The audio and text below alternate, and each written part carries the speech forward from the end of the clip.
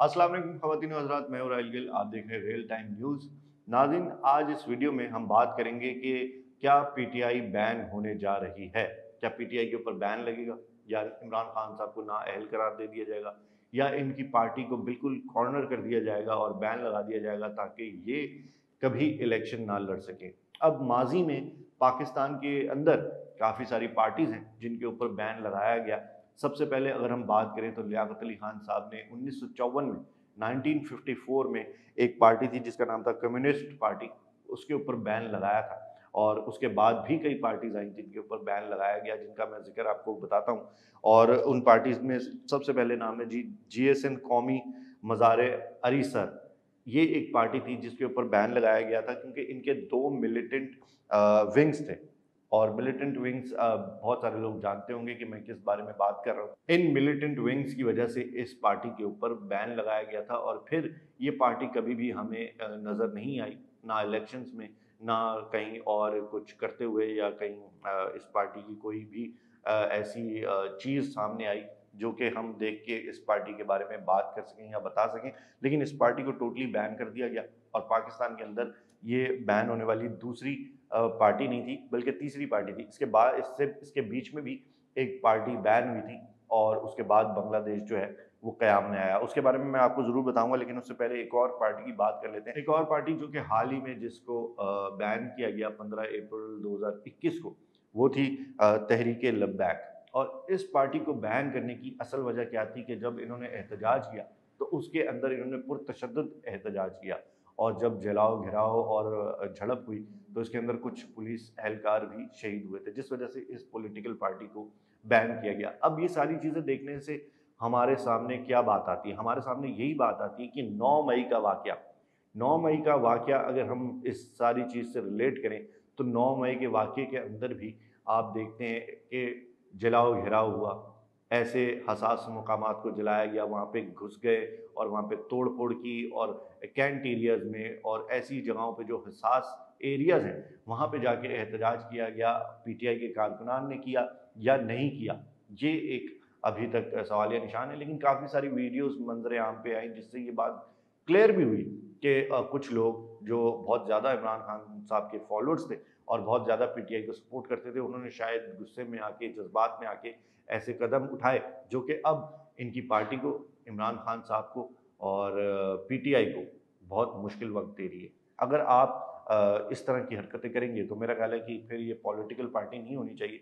फिर ज़ाहिर सी बात है इनका नाम ऐसे ही लिया जाएगा जैसे कि अब बहुत सारे लोग ले रहे हैं, और इन पे एक दहशतगर्द का टैग भी लगाने की कोशिश कर रहे हैं। अब हम बात करते हैं कि बांग्लादेश किस तरह से जो है पाकिस्तान से अलग हुआ और बांग्लादेश का क़याम कैसे हुआ।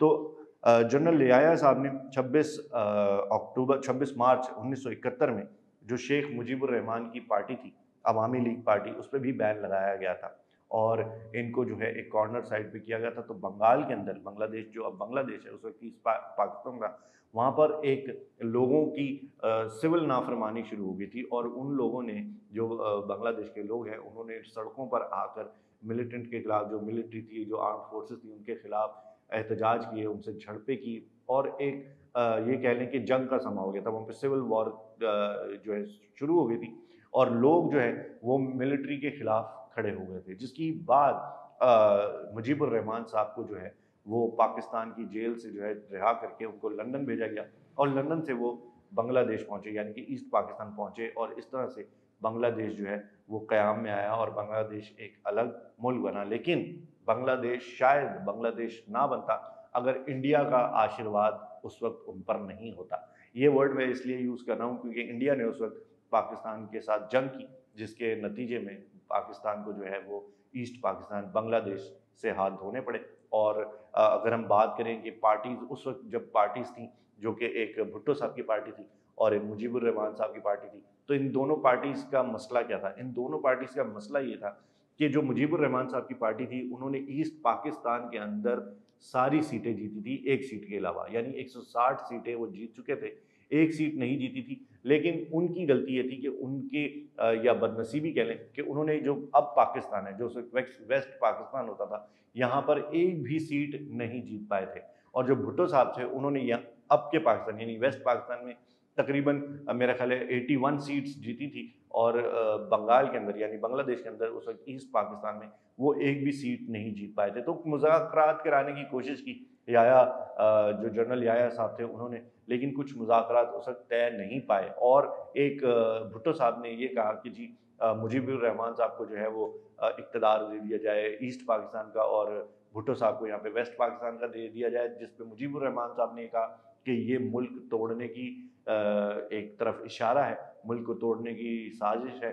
और इस तरह से जो है वो पाकिस्तान में एक सिविल वॉर शुरू हो गई बांग्लादेश के अंदर, यानी ईस्ट पाकिस्तान के अंदर एक सिविल वॉर शुरू हो गई। और उनको जब गिरफ्तार किया गया पाकिस्तान के अंदर, मियांवाली के अंदर वो थे, उनको मियांवाली जेल में रखा गया था। तो उनका एक पहले से रिकॉर्ड जो वॉइस मैसेज था वो ईस्ट पाकिस्तान के अंदर नशर किया गया, और जिसमें उन्होंने वाज़ेह तौर पे बताया कि अब से उन्होंने वहाँ के लोगों को एड्रेस किया और कहा कि अब से आप आज़ाद मुल्क हैं बांग्लादेश, और आप तब तक लड़ते रहें जब तक कि जो मिलिट्री थी वहाँ पे या आर्म्ड फोर्सेस थी उनका एक एक बंदा वहाँ से भगा ना दिया जाए, अब से आप आज़ाद मुल्क हैं। जिसके बाद भुट्टो साहब ने कौम से पूछा कि क्या मुजीबुर रहमान साहब को रिहा कर देना चाहिए, छोड़ देना चाहिए, जिसमें उनके लिए वोटिंग नहीं हुई ऑब्वियसली। उन्होंने खिताब में पूछा तो वहाँ पर लोगों ने बोला कि हाँ उन्हें छोड़ देना चाहिए। जिसके बाद भुट्टो साहब ने जो है वो इनको रिहा किया,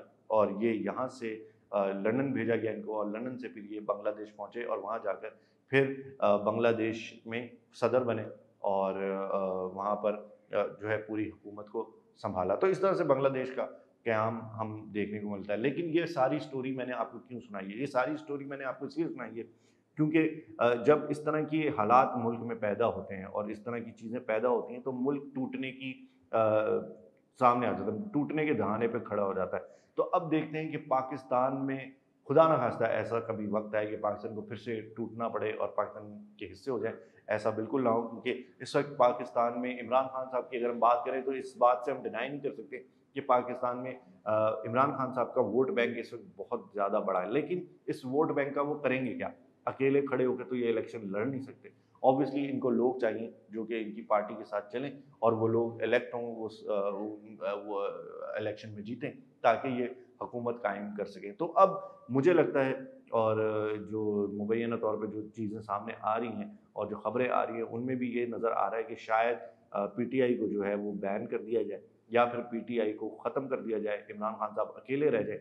और जो एक और ख़बर सामने आ रही है मुबैना तौर पे जो सुनने में आ रहा है और ख़बरें भी चल रही हैं और इसके बारे में शायद ऐलान भी हो गया कि पीटीआई हकीकी बनने जा रही है, जिसके अंदर बहुत सारे लोगों को दावत भी दी गई है कि अगर आप आना चाहते हैं तो आ जाएं। लेकिन इमरान खान साहब शायद उसमें नज़र नहीं आ रहे हैं।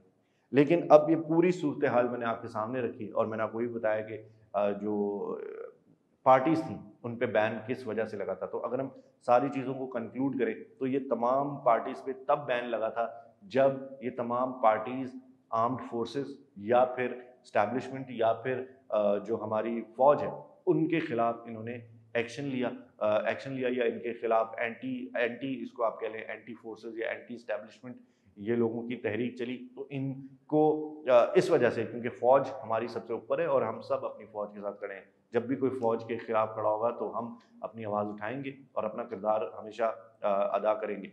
तो ये तमाम जो पार्टीज़ थी इनकी एंटी फोर्सेस या एंटी एस्टैब्लिशमेंट इनकी जो तहरीक थी उसकी वजह से इनको बैन किया गया।